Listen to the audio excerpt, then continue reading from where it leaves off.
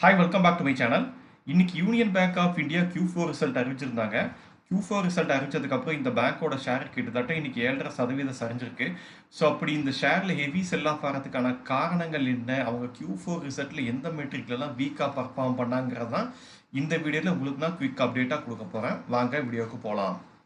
பேங்கோட total income இந்த Q4ல எவ்வளோன்னு பார்த்தீங்கன்னா 32,674 கோடியாக இருக்குது. இதே ப்ரீவியஸ் இயர் Q4ல 33,590 கோடியாக இருக்குது. ஸோ ஈரானியரில் இது 2.7% கம்மியாக இருக்குது. இது ஒன் ஆஃப் த ரீசனாக பார்க்குறேன் இன்றைக்கி இந்த ஷேர் பெருமளவு செல் ஆஃப் ஆகிறதுக்கு.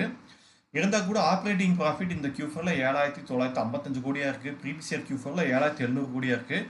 ஸோ ஈரானியரில் இது 255 கோடி இன்க்ரீஸ் ஆகிருக்கு. நெட் ப்ராஃபிட்டை பொறுத்த வரைக்கும் இந்த Q4ல 5,316 கோடியாக இருக்குது. ப்ரீவியஸ் இயர் Q4ல 4,955 கோடியாக இருக்குது. ஸோ இது ஈரானியரில் 6.6% உயர்ந்திருக்கு. இன்னைக்கு இந்த ஷேர் பெருமளவு செல் ஆஃப் ஆயிருக்குன்னா அதுக்கு ஒன்றாவது மெயின் ரீசன் எதுன்னு பார்த்தீங்கன்னா இந்த நெட் இன்ட்ரெஸ்ட் இன்கம் ஸ்ட்ரீட்டில் அவங்க வந்துட்டு அண்டர் பர்ஃபார்ம் பண்ணது தான் காரணம். ஸோ நெட் இன்ட்ரெஸ்ட் இன்கம்ங்கிறது ஒன்றும் கிடையாது. பேங்க்லேருந்து லோன் வாங்கினவங்க பேங்க்குக்கு திருப்பி கொடுக்குற இன்ட்ரெஸ்ட், அப்புறம் பேங்க்ல பணத்தை டெபாசிட் பண்ணவங்களுக்கு பேங்க் கொடுக்குற வட்டி, இதுக்கு நடுவில் இருக்கிற டிஃபரன்ஸ் தான் நெட் இன்ட்ரெஸ்ட் இன்கம்னு சொல்லுவாங்க. இதுதான் ஒரு பேங்கோட இன்கமே கருதப்படுது.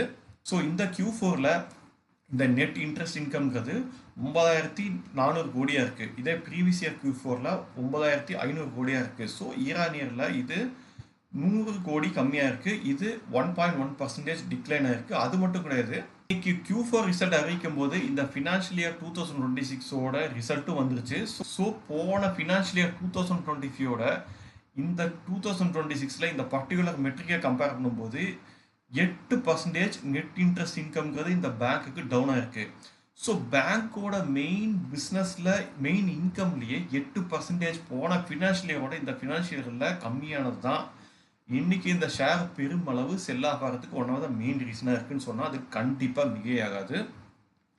இதுக்கு அடுத்து இவங்க கிராஸ் என்பிஏ நெட் என்பிஏன்னு சொல்லி இந்த நான் பர்ஃபார்மிங் அசட் சம்மந்தமான 2 மெட்ரிக்லையுமே வந்துட்டு ஈரானியெல்லாம் நல்லா இம்ப்ரூவ்மெண்ட் காமிச்சிருக்காங்க.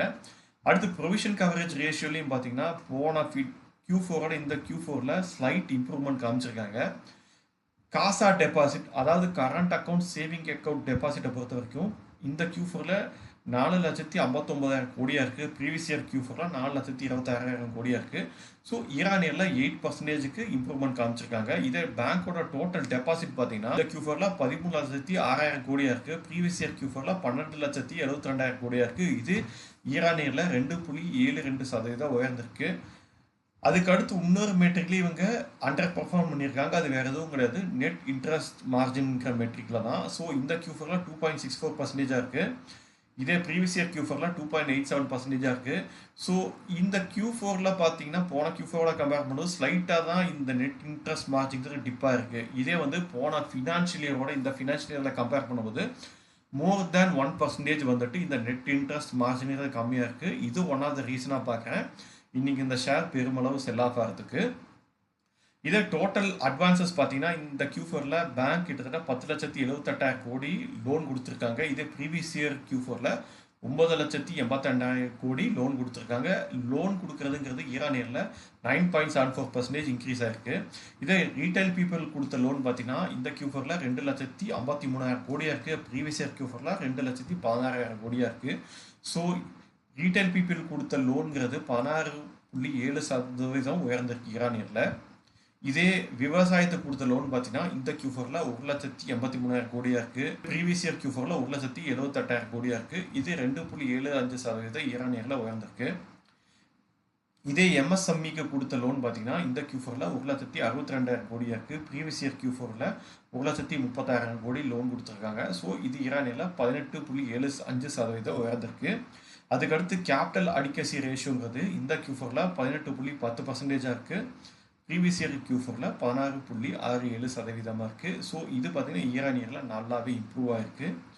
ஸோ என்னை பொறுத்த வரைக்கும் இந்த பேங்க் டோட்டல் இன்கம் ஆகட்டும், அதே மாதிரி நெட் இன்ட்ரெஸ்ட் இன்கம் ஆகட்டும், நெட் இன்ட்ரெஸ்ட் மார்ஜின், இந்த 3 மெட்ரிக்கில் ஈரானியரில் ரொம்பவே வந்துட்டு அண்டர் பர்ஃபார்ம் பண்ணியிருக்காங்க. அதுவும் மட்டும் கிடையாது, போன ஃபினான்ஷியல் இயரோட இந்த financial year as a whole compare பண்ணும்போது இந்த 3 மெட்ரிக்லேயுமே வந்துட்டு பயங்கரமாக அண்டர் பர்ஃபார்ம் பண்ணியிருக்காங்க. அதனால தான் இந்த ஷேர் இன்னைக்கு பெருமளவு செல் ஆஃப் ஆயிருக்கு. இன்னைக்கு இந்த ஷேரோட க்ளோசிங் ப்ரைஸில் பார்க்கும்போது இந்த ஷேரோட புக் வேல்யூ எவ்வளோ இருக்குன்னு பார்த்தீங்கன்னா 1.03 இருக்கு. ஸோ அது மட்டும் கிடையாது, பேங்க் டிவிடெண்ட் அனௌன்ஸ்மெண்ட்டும் கொடுத்துருக்காங்க. ஸோ இந்த Q4க்கு ₹5 டிவிடெண்ட் அனௌன்ஸ் பண்ணியிருக்காங்க. பட் ரெக்கார்ட் டேட் எதுன்னு சொல்லலை. ஸோ அவ்வளோதாங்க. எனக்கு தெரிஞ்ச இந்த பேங்க் இன்னைக்கு கொடுத்த ரிசல்ட் சம்மந்தமாக உங்களுக்கு நான் என்னென்ன டீட்டெயிலாக ஷேர் பண்ணணும்னு நினச்சனோ அத்தனை டீட்டெயிலையும் இந்த வீடியோவில் நான் ஷேர் பண்ணிட்டேன். ஐ ஹோப் இந்த இன்ஃபர்மேஷன்ஸ் எல்லாம் உங்களுக்கு யூஸ்ஃபுல்லாக இருக்குன்னு நினைக்கிறேன். இந்த வீடியோ பற்றி உங்களுடைய கருத்துக்களை மறக்காமல் கமெண்ட் செக்ஷனில் பதிவிடுங்க. மீண்டும் வேற ஒரு வீடியோவில் சந்திக்கலாம்.